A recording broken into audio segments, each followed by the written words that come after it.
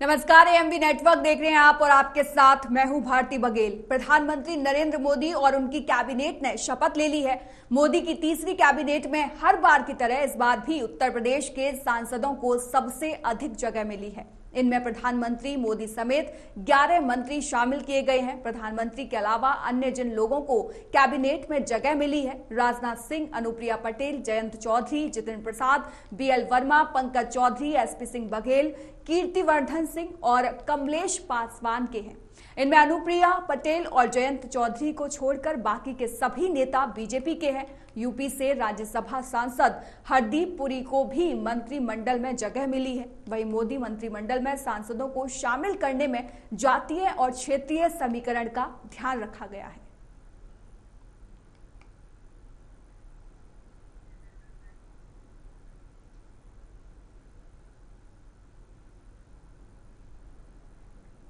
इस बीच एक और बड़ी खबर आपको बता रहे हैं, मेरठ में भी पीएम 3.0 सरकार की धूम मची हुई है। आपको बता दें कि शपथ लेते ही मेरठ में जश्न मनाया गया। जश्न की तस्वीरें सामने आई। बीजेपी नेताओं और कार्यकर्ताओं ने आतिशबाजियां की, खुशी जाहिर की और साथ ही साथ आपको बता दें कि आतिशबाजी कर जमकर नाचते हुए भी वो दिखाई दिए। बीजेपी कार्यकर्ता और भाजपाइयों ने कहा कि मोदी के नेतृत्व में विश्व गुरु बनेगा भारत। मेरठ के बेगम पुल पर आतिशबाजी कर ये पूरा जश्न मनाया गया।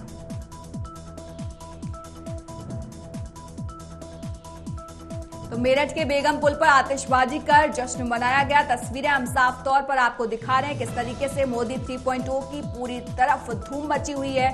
देश में जहां जहां बीजेपी कार्यकर्ता और नेता हैं वो आतिशबाजी कर इस खुशी के माहौल को और ज्यादा रोमांचक और यादगार बनाना चाहते हैं। आपको बता दें कि शपथ लेते ही मेरठ में जश्न मनाया गया। तस्वीरें साफ तौर पर आपको दिखा रहे हैं जहां पर बीजेपी नेताओं और कार्यकर्ताओं ने आतिशबाजियां की, खुशी में आतिशबाजी कर जमकर नाचे बीजेपी कार्यकर्ता। साफ तौर पर तस्वीरों में आप देख सकते हैं एक बार फिर से प्रधानमंत्री तीसरी बार उन्होंने कल शपथ ली थी और एक बार फिर से वो देश का नेतृत्व करते हुए दिखाई देंगे। पीएम नरेंद्र मोदी की तीसरी बार पद की शपथ लेने पर शहर से बॉर्डर तक बीजेपी कार्यकर्ताओं में खुशी की लहर दौड़ पड़ी। जगह जगह आतिशबाजी और मिठाई से मुंह मीठा करवाकर बधाई दी गई। अमेठी में भी पीएम मोदी ने तीसरी बार शपथ ग्रहण को लेकर ग्रामीणों में भारी उत्साह देखने को मिला। ग्रामीणों ने एक दूसरे को मिठाई खिलाकर और पटाखे फोड़कर अपनी खुशी जाहिर की। इस दौरान सैकड़ों ग्रामीणों ने जय श्री राम के नारे भी लगाए। अमेठी थाना क्षेत्र के डेढ़ पसार गांव का ये पूरा मामला है।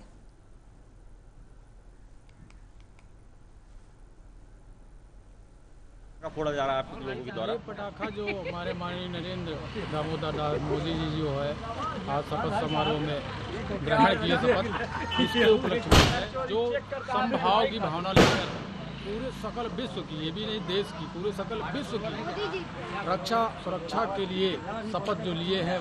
वास्तव में हमने शपथ लेते हमको हो गया 30 साल सुनते हुए, मैंने बहुत लोगों को सुना है, लेकिन जो शपथ ली जाती है उस पर कोई नेता अमल नहीं करता। उस पर अमल करते हुए हमने मोदी जी को देखा है और मोदी जी जितने शपथ लिए पीछे से भी 14 से लिया, उससे पहले मुख्यमंत्री भी, उन्होंने गुजरात को अव्वल नंबर का प्रदेश बनाया। जिस गुजरात में कभी बिजली नहीं रहा करती थी, उस गुजरात में रहकर आया हूँ, मैं वहाँ काम करके आया हूँ। मैंने वहाँ देखा है, अपने आंखों से देखा है कि गाँव को कैसे उन्होंने संवारते हुए आज देश को संवारने के लिए आए और उसके साथ सकल विश्व को, उसी के उपलक्ष्य में ये सारा पटाखे लगाए जा रहे हैं। उत्तर प्रदेश में 37 लोकसभा सीटें जीतने के बाद समाजवादी पार्टी प्रदेश की सबसे बड़ी पार्टी बनकर उभरी है। 2019 के चुनाव में यूपी का नक्शा पूरी तरह भगवा नजर आता था। उस समय जब सपा का लाल रंग जम गया था। सपा ने सिर्फ सबसे ज्यादा सीटें इस बार नहीं जीती हैं, बल्कि उसके वोट प्रतिशत में भी बढ़ोतरी हुई है, जिसे लेकर अखिलेश यादव ने एक पोस्ट लिखी है। इस पोस्ट के जरिए उन्होंने दोनों चुनावों में यूपी के बदले नक्शे का जिक्र किया है। अखिलेश यादव ने 2019 और 2024 लोकसभा चुनाव के आए नतीजों के नक्शे अपने सोशल मीडिया अकाउंट एक्स पर शेयर किए हैं, जिसमें दोनों के अंतर को दिखाने की कोशिश भी की गई है। 2019 के नक्शे में जहां बीजेपी का भगवा रंग छाया हुआ है और सपा की केवल 5 सीटें दिख रही हैं, तो वहीं इस बार के सपा का लाल रंग भारी दिख रहा है। पूर्वी यूपी से लेकर पश्चिमी यूपी तक लाल रंग छाया हुआ है। अखिलेश यादव ने बड़ा दावा करते हुए एक्स पर लिखा कि कुछ चुनाव नक्शा बदल देते हैं। इन नक्शों के साथ ही पिछले और इस बार सपा को मिली सीटों में भी अंतर दिखाया गया है। जहां 2019 में 62 पर रही बीजेपी इस बार 33 सीटों पर ही सिमट गई, तो वहीं 5 सीटें जीतने वाली सपा बढ़कर 37 पर पहुंच गई। 10 सीटों वाली बसपा 0 और 1 सीट जीतने वाली कांग्रेस पार्टी इस बार 6 सीटें लेकर आई है। समाजवादी पार्टी अब पीडीए की राजनीति को और धार देने की तैयारी कर रही है। पार्टी ने विधानसभा चुनाव के लक्ष्य को ध्यान में रखते हुए अति पिछड़े समाज और दलितों को पार्टी के साथ जोड़ने की तैयारी की है। इसके साथ ही सपा ने इस समाज के नेताओं को और तरजीह दिए जाने की तैयारी भी की है।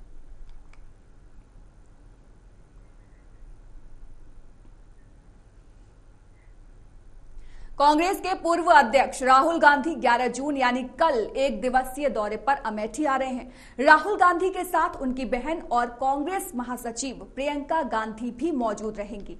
राहुल और प्रियंका गांधी इलेक्शन के बाद पहली बार अमेठी आ रहे हैं। बताया जा रहा है कि राहुल और प्रियंका गांधी संयुक्त जनसभा कर अमेठी और रायबरेली की जनता को धन्यवाद देंगे।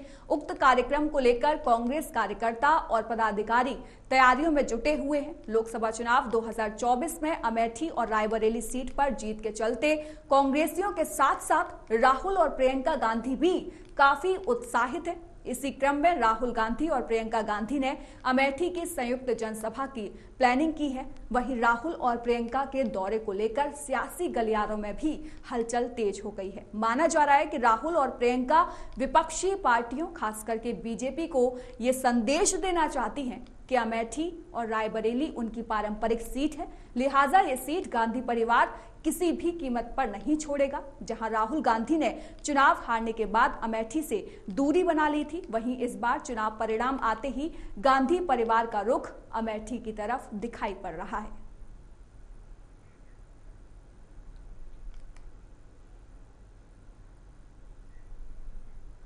उत्तर प्रदेश के देवरिया में अपराधियों और भूमाफियाओं के हौसले कितने बुलंद हैं, ये इस बात से अंदाजा लगाया जा सकता है कि भूमाफिया सरकार के आदेशों की खूब धज्जियां उड़ा रहे हैं। देवरिया जनपद के तरकुलवा थाना क्षेत्र के ग्राम जमुनी टोला केशरीपुर में कोर्ट के स्थगन आदेश के बाद भी दबंगों ने एक गरीब की जमीन पर पुलिस को प्रभाव में लेकर कब्जा कर लिया, लेकिन पुलिस ने कोई एक्शन नहीं लिया। वहीं अब पीड़ित न्याय के लिए दर दर भटक रहा है।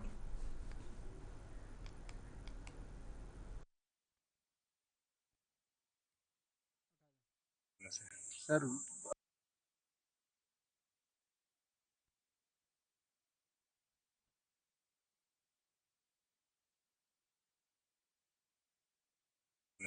सर हमारे हम जो है कि हमारी जमीन है और उसमें हमारे पट्टीदार लोग अवैध निर्माण करा रहे हैं और जो है कि उस जमीन पर स्टे है। स्टे के बावजूद भी ये लोग मान नहीं रहे हैं। आप लोग पुलिस इसकी सूचना किसको दिए थे, किसी अधिकारी को? हाँ दिए थे, हमें डीएम देवरिया को भी दिए हैं, एसपी के यहाँ भी दिए हैं, यहाँ तरकुलवा थाने में भी दिए हैं। फिर भी तरकुलवा थाना कुछ जो है इसमें सुनवाई नहीं कर रही है। अब क्या चाहते हैं? हम यही चाहते हैं कि जब कोर्ट का स्टे है तो उसका अनुपालन ये लोग करावें। जी, क्या नाम है आपका, कहाँ के रहने वाले हैं? हमारा नाम है राजकुमार कुशवाहा, ग्राम जमुनी टोला केसरीपुर का मैं निवासी हूँ, थाना तरकुलवा पड़ता है। कब का स्टे मिला हुआ है? स्टे हमारा मिला है 10/7/23 को। अभी निर्माण हो रहा है कि रुका है? निर्माण अभी तो उसमें हो रहा है ना। वो लोग कौन है वो लोग? कौन है वो लोग? वो लोग पट्टीदार।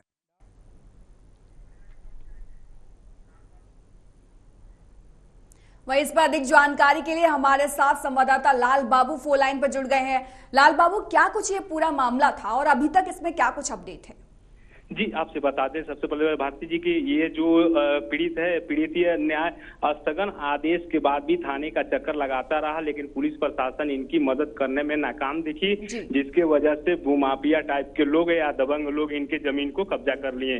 और यह जो खाली जमीन थी, खाली जमीन होते हुए भी इस पर यह निर्माण हो गया जो कोर्ट के स्थगन आदेश होने के बावजूद भी दबंगों ने अपनी दबंगई पे इस पर निर्माण करा लिया। लेकिन पुलिस ने उस हल्के की पुलिस ये ने अभी तक उसको न रोका है, न उस पर स्थगन आदेश का अनुपालन कराया, जिसके वजह से ये पीड़ित बार बार थाने का चक्कर लगा रहा है।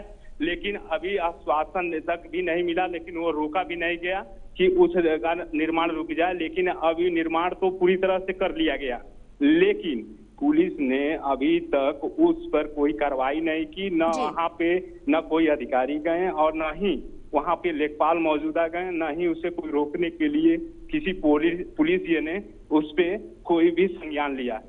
लाल बाबू, जैसा कि आपने भी जिक्र किया और पीड़ित ने भी अपने बयान में ये जिक्र किया कि पुलिस की मिली भगत यहाँ पर है, इसलिए उसकी सुनवाई नहीं हो रही है। प्रशासनिक तरफ से क्या कुछ बयान सामने आया है? ये मामला कितना और बढ़ सकता है? जी, आपसे बता दें कि इस तरह जिले में लगातार अपराध बढ़ते रह रहे हैं और दबंग गरीबों की जमीन पे कब्जा कर रहे हैं। पीड़ित को थाने से न्याय नहीं मिल रहा है, जिसके वजह से वो दर-दर के भटक रही हैं। कोई भी पीड़ित या अगर यह तत्काल ही अधिकारी उस पर यह क्या ना कार्रवाई कर दें तो वो पीड़ित को भटकना नहीं पड़ेगा, क्योंकि इसके वजह से सरकार को भी इसकी मार झेलना पड़ रहा है। जिसके वजह से आज बता दे रहे हैं कि एक पीड़ित ये लाइन लगाकर थाने पे हजारों सैकड़ों की संख्या में तहरीर पड़ती है और एप्लीकेशन न्याय की गुहार लगाते हैं, लेकिन न्याय उन्हीं को मिलता है जो दबंग हैं, जो दबंग प्रवृत्ति के लोग हैं, उन्हीं को ही न्याय मिलता है। गरीबों को न्याय मिलना यहाँ असंभव हो जाता है। अगर कोई कार्रवाई इस तरह के अधिकारियों नहीं करेंगे तो न्याय पीड़ितों को कैसे मिलेगा? सरकार हर समय कहती है मंचों से कि हाँ, अपराधियों पे लगाम लगा दी गई है, अपराधी जेल में होंगे, भूमाफियाओं पे कार्रवाई हो रही है, लेकिन यहाँ पे भूमाफिया ही थाने पे काबिज हैं, अधिकारियों पे काबिज हैं और उनके अंडर में काम करते हैं। लेकिन अधिकारियों द्वारा भूमाफियाओं पे कार्रवाई नहीं होने की वजह से ये सब अपराध बढ़ रहे हैं। लाल बाबू, स्थिति तो बहुत गंभीर बनी हुई है, लेकिन सवाल फिर से यही है कि पीड़ित का अब अगला कदम क्या होगा? अगर उसकी गुहार की सुनवाई नहीं हो रही है तो आगे का कदम पीड़ित के द्वारा क्या कुछ उठाया जा सकता है? भारती जी, आपसे बता देते हैं कि यहाँ पे देवरिया में सबसे ज्यादा भूमाफिया भूमि विवाद ही अधिकतर देखा जा रहा है, जिसके वजह से यह पीड़ित ये लगातार अधिकारियों के चक्कर लगा रहे हैं, मुख्यमंत्री दरबार में, जनता दरबार में जा रहे हैं। अगर न्याय नहीं मिलता है, हार तक के वो अपने ही जमीन को अपनी आंखों के सामने वो किसी दबंगों के हाथों में कब्जा होते हुए देखते रह जाते हैं, उनको न्याय नहीं मिलता है, जिसके वजह से कोई भी कार्य करने के पहले दबंग डरे समय रह जाते हैं। और ये अगर इस पे कार्रवाई होती तो आज शायद ये न्याय भी मिलता और न्याय की उम्मीद भी लगाते हैं, लेकिन लगता है कि इस पीड़ितों को न्याय मिल जाएगी अगर ये। बिल्कुल लाल बाबू, कुल मिलाकर बहुत गंभीर स्थिति यहाँ पर नजर आ रही है। आगे देखने वाली बात होगी कि क्या कुछ इस मामले में होता है। फिलहाल के लिए बहुत बहुत धन्यवाद तमाम जानकारी के लिए। फतेहपुर में पुलिस और बदमाशों के बीच मुठभेड़ का मामला सामने आया है, जहां बदमाशों को मेडिकल कराने लेकर जा रही पुलिस की बदमाश ने राइफल छीन ली और फिर उन पर ही तान दी। वहीं पुलिस ने भी तुरंत कार्रवाई करते हुए बदमाश से पिस्टल लेने की कोशिश की। इस दौरान जवाबी कार्रवाई में बदमाश के पैर में गोली लग गई और अन्य 3 बदमाशों को भी पुलिस ने दबोच लिया। आपको बता दें कि पुलिस ने जब इन बदमाशों को गिरफ्तार किया तो पुलिस को उनके पास से 1 लाख की नकदी, तमंचा, कारतूस, लूट में इस्तेमाल बाइक और बैंक के कागजात मिले, जिन्हें पुलिस ने बरामद कर लिया है। बदमाशों ने थरियाव थाना क्षेत्र में हुई बीसी संचालक के साथ लूट की वारदात को अंजाम दिया था, जहां लूटपाट के दौरान बदमाश युवक को गोली मारकर लाखों रुपए लूटकर फरार हो गए थे और पुलिस को इनकी काफी समय से तलाश भी थी। वहीं जब ये पुलिस के हाथ लगे तो भागने के मकसद से बदमाश ने पुलिस पर राइफल छीनकर उन पर ही तान दी और फिर भागने की कोशिश की, लेकिन पुलिस की सूझबूझ और तत्परता के चलते पुलिस ने बदमाशों की इस चाल को नाकाम कर दिया। दिनांक 27 मई को थाना थरियाव क्षेत्रांतर्गत ग्राहक सेवा केंद्र संचालक के साथ हुई लूट की घटना में गिरफ्तार 4 अभियुक्त को पुलिस आज प्रातः मेडिकल के लिए हसवा CSC ले जा रही थी, जहां पे उनमें से एक अभियुक्त पेशाब करने के बहाने नीचे उतरा। पुलिस की राइफल छीनकर उनके ऊपर तान दी। आत्मरक्षार्थ की गई फायरिंग में उक्त बदमाश घायल हुआ है और इसमें आवश्यक वैधानिक कार्यवाही की जा रही है। उक्त लूट की घटना में गिरफ्तार किए गए अभियुक्तों के कब्जे से 1,02,000 रुपये कैश, उनके द्वारा बैंक के खातों में जमा किए गए धनराशि उस धनराशि से खरीदे गए मोबाइल फोन इत्यादि पुलिस के द्वारा बरामद किए गए हैं। अभी एक अभियुक्त फरार है जिनकी गिरफ्तारी के प्रयास जारी हैं। गाजियाबाद के थाना कौशाम्बी में एंजल मॉल में चल रहे अवैध रूप से हुक्का बार और क्लब के विरोध में भारतीय किसान यूनियन के कार्यकर्ताओं ने कौशाम्बी थाने का घेराव किया। भारतीय किसान यूनियन के कार्यकर्ताओं ने अवैध हुक्का बार को बंद कराने को लेकर मांग की है और थाना प्रभारी को ज्ञापन भी सौंपा है। वहीं भारतीय किसान यूनियन के नेता ने अपना आक्रोश जताते हुए कहा कि गाजियाबाद के थाना कौशाम्बी क्षेत्र में अवैध तरीके से कई हुक्का बार चल रहे हैं, लेकिन इस पर कोई शिकंजा प्रशासन ने नहीं कसा है।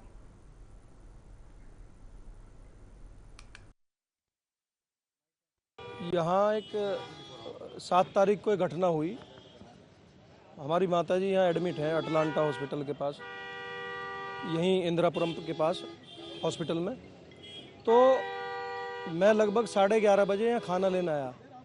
यहीं से यूटर्न करके हल्दीराम है, और हल्दीराम जब मैं खाना लेने आया तो यहाँ पे ये स्थिति थी कि लड़के लड़कियाँ काफ़ी थे बाहर, भीड़ सी थी। मुझे नहीं पता क्यों, मैं अपनी गाड़ी आगे लगा के, क्योंकि भीड़ थी उसकी वजह से, और मैं हल्दीराम में और उसमें गया तो वहाँ वो बंद होने जा रहा। वो कह रहा कि खाना भैया अब टाइम ओवर हो गया, हम लोग बंद कर रहे हैं। तो मैं अंदर की तरफ गया, कुछ मिल जाए, तो वहाँ भी कुछ लोग खड़े थे, पुलिस खड़ी थी 1-2 जने। मैं बाहर आया, बाहर आके देखा तो एक जना पेशाब कर रहा मेरी गाड़ी के टायर पे, और उसको मना करने पर, रोकने पे उसने बदतमीजी करी। उसके बाद 3-4 लोग और आगे, जिसमें 2 लड़कियां थी। लोकसभा चुनाव के बाद देश के प्रधानमंत्री के रूप में नरेंद्र मोदी ने तीसरी बार प्रधानमंत्री पद की शपथ ली, जिसके बाद कार्यकर्ताओं ने जगह जगह जमकर आतिशबाजियां की हैं और एक दूसरे को मिठाई खिलाकर अपनी खुशी का इजहार भी किया है। यह सिलसिला लगातार जारी है। देश भर में कार्यकर्ताओं में खुशी का माहौल है। इसी के तहत झांसी में भी बीजेपी कार्यकर्ताओं ने भारी संख्या में इकट्ठा होकर चौराहे पर जमकर आतिशबाजी की और एक दूसरे को मिठाई खिलाकर बधाई दी।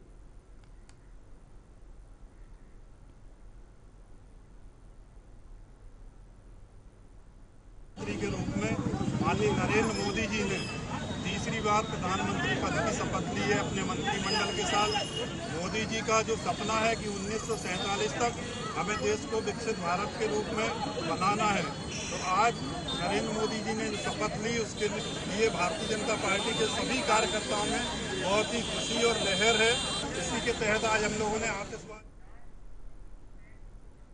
इस बीच एक और बड़ी खबर आपको बता दें, अमरोहा में फिर एक बार तेज रफ्तार ने जान ले ली है। 2 कारों में आमने सामने की हुई जोरदार भिड़ंत। हादसे में 4 लोगों की मौके पर ही दर्दनाक मौत हो चुकी है और 2 लोग अभी भी गंभीर रूप से घायल बताए जा रहे हैं। हादसे के बाद कारों के परखच्चे उड़ गए। आपको बता दें कि खाई में कार गिर गई और एक साथ 4 लोगों की मौत से परिजनों में भी कोहराम मचा हुआ है। कार सवार युवक हसनपुर शहर से खाना खाकर लौट रहे थे।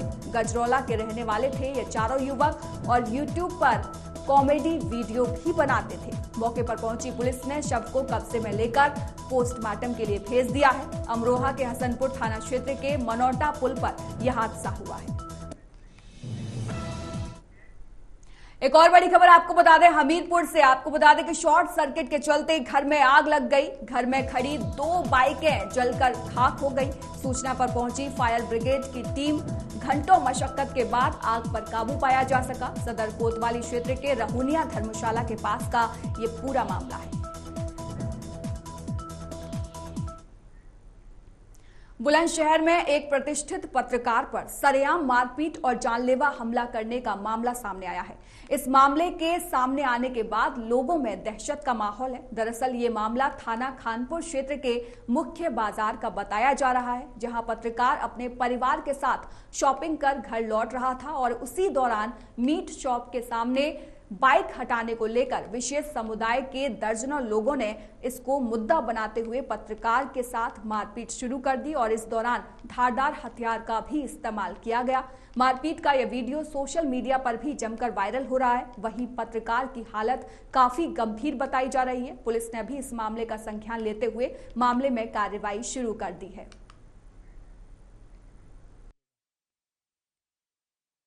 थाना खानपुर पर घेराव किया है, क्यों किया है और क्या वजह है? थाना खानपुर में अमित कुमार दैनिक जागरण के पत्रकार हैं, जो कि खानपुर में अपनी माताजी के साथ मार्केट में शॉपिंग करने आए थे। वहाँ पे एक दुकान के सामने एक बाइक खड़ी हुई थी। उस बाइक को हटाने के लिए कहने पर दूसरे पक्ष ने तुरंत कहा कि मैं नहीं हटाता, तू क्या कर लेगा मेरा। इसी बात को कहते हुए तुरंत ही वहाँ पे उसके साथ में जो भी 10-5 लोग थे, सभी ने इतनी बुरी तरह से मार लगाई है कि उसकी जो पिटने वाला जो पक्ष है अमित कुमार, उसकी हालत बहुत नाजुक बनी हुई है। और वहाँ पे ताज्जुब की बात यह है कि इकराम अली थाना अध्यक्ष ये दरोगा वहीं पर मौजूद थे, लेकिन उनके सामने भी लोग, पुलिस प्रशासन के सामने भी लोग।